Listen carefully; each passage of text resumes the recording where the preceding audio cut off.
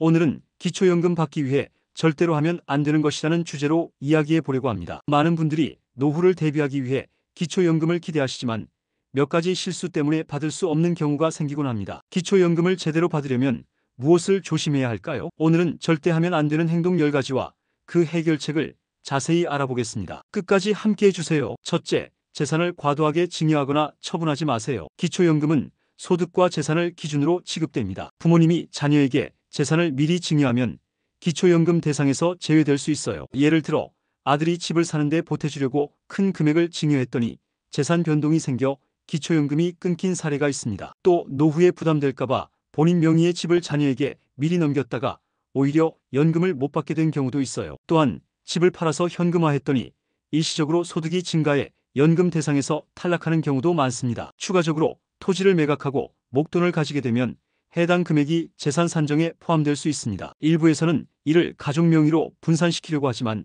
정부의 재산심사에서 발견될 가능성이 큽니다. 해결책은 재산을 신중하게 관리하고 증여나 처분 전에 전문가와 상담하는 것입니다. 둘째, 배우자와 소득을 따로 계산한다고 착각하지 마세요. 많은 분들이 기초연금이 개인 기준으로 지급된다고 생각하지만 부부라면 소득과 재산을 합산해서 심사합니다. 예를 들어 한 분의 소득은 적어도 배우자의 소득이 많으면 기초연금을 못 받을 수도 있어요. 또 부부가 따로 사는 경우에도 가구 기준으로 소득이 평가될 수 있습니다. 예를 들어 남편은 무직이고 아내가 노후에도 사업을 운영하고 있다면 아내의 소득이 기준을 초과할 경우 남편도 기초연금을 받을 수 없게 됩니다. 또한 배우자가 임대소득이 있거나 금융자산이 많다면 기초연금 대상에서 제외될 가능성이 커요. 해결책은 부부 기준으로 소득과 재산을 정확히 파악하고 미리 계획을 세우는 것입니다. 셋째, 국민연금과 기초연금이 무조건 같이 나온다고 생각하지 마세요. 기초연금은 국민연금과 연계되어 있기 때문에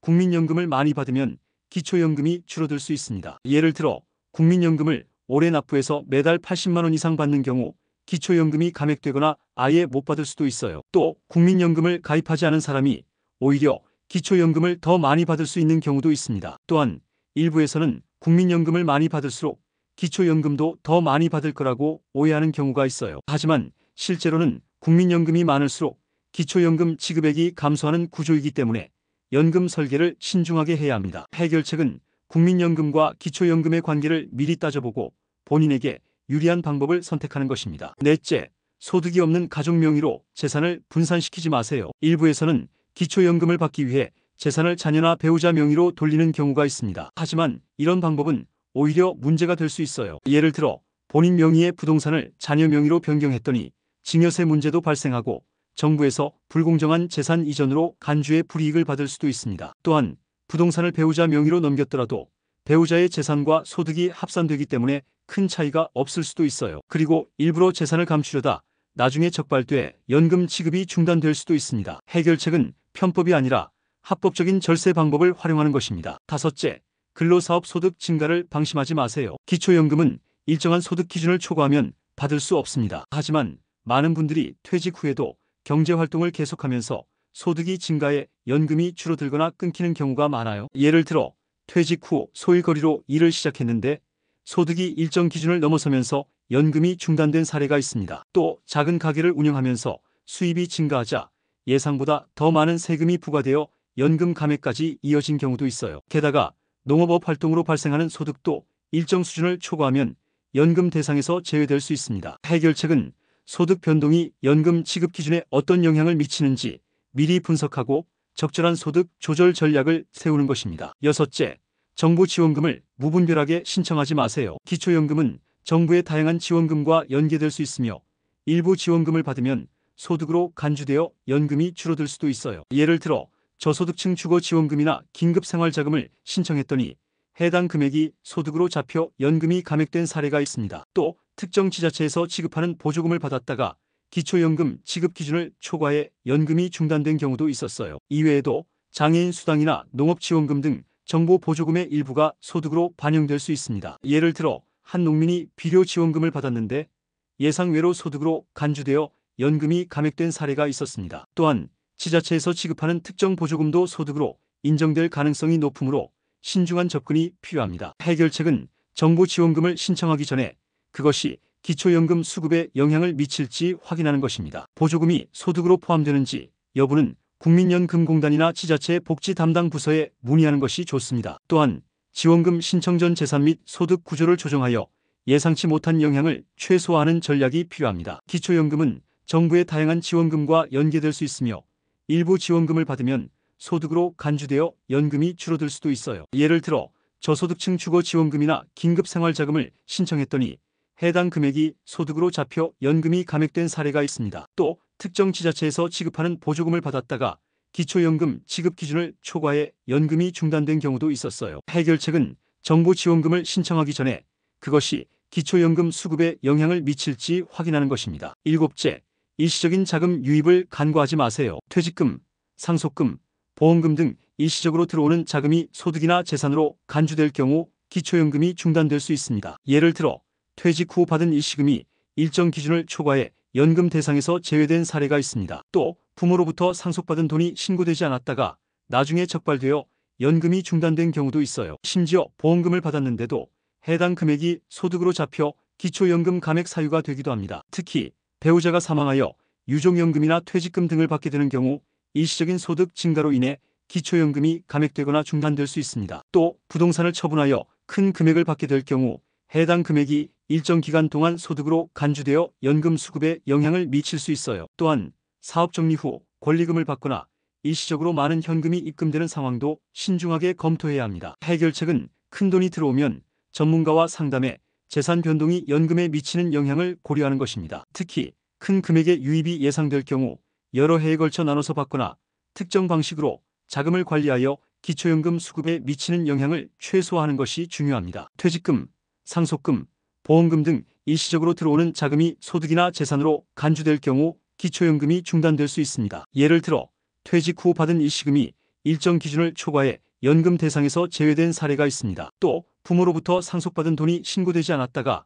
나중에 적발되어 연금이 중단된 경우도 있어요. 심지어 보험금을 받았는데도 해당 금액이 소득으로 잡혀 기초연금 감액 사유가 되기도 합니다. 해결책은 큰돈이 들어오면 전문가와 상담해 재산 변동이 연금에 미치는 영향을 고려하는 것입니다. 여덟째, 재산 신고를 부정확하게 하지 마세요. 일부에서는 기초연금을 받기 위해 보유한 재산을 축소 신고하는 경우가 있는데 이는 큰 문제가 될 수 있습니다. 예를 들어 본인 명의의 부동산을 신고하지 않았다가 나중에 국세청 자료와 대조되어 연금이 중단된 사례가 있습니다. 또 본인 명의의 예금 계좌를 축소 신고했다가 적발된 경우도 있었어요. 특히 일부 은퇴자들은 재산을 가족 명의로 분산시키거나 배우자의 이름으로 예금을 만들어 감추려고 시도합니다. 하지만 이러한 방법은 불법일 뿐만 아니라 추후 적발될 경우 연금이 전액 환수될 위험이 있습니다. 또한 재산 신고를 누락하면 정부 지원금을 받는 과정에서도 문제가 발생할 수 있어요. 해결책은 정직하게 재산을 신고하되 효율적인 재산 운용 전략을 세워 합법적으로 연금 수급 자격을 유지하는 것입니다. 필요하다면